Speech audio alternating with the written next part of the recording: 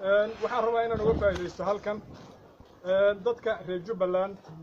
reer Kismaayo khaasatan reer Kismaayo in ay runtii midoobaan oo gacanta isqabsadaan oo ay diyaar garoobaan la dagaalanka shabaabka iyo dadka nabadiidka waxaan rabaa inaan sheego Jubbaland waxaa soo dhow xilligii isbeddelku uu ka dhici lahaa ogtiin maamulkan muddo soo shaqaynayay wuxuu ahaa maartay runtii maamul la wada dhistay oo ummadda reer Jubbaland ay si buuxda gacanta ugu wada hayeen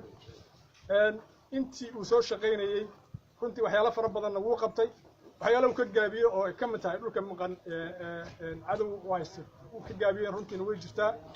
oo aan muddo badan laga hadlayay waxaan rabaa maanta inaan sheego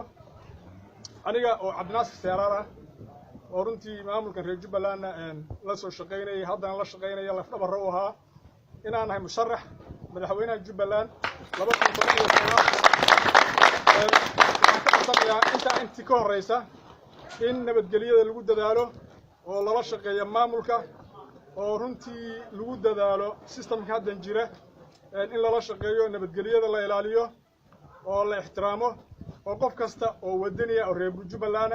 nooc dooni ma noqdeen waxa laga doonayaa in dadku ay gacanta isqabsadaan waxaan rajaynaynaa isbeddelkaas wixii ka bilowdo haddii Ilaahay yiraahdo insha Allah bidnaahi kariim inay noqon doonto Jubbaland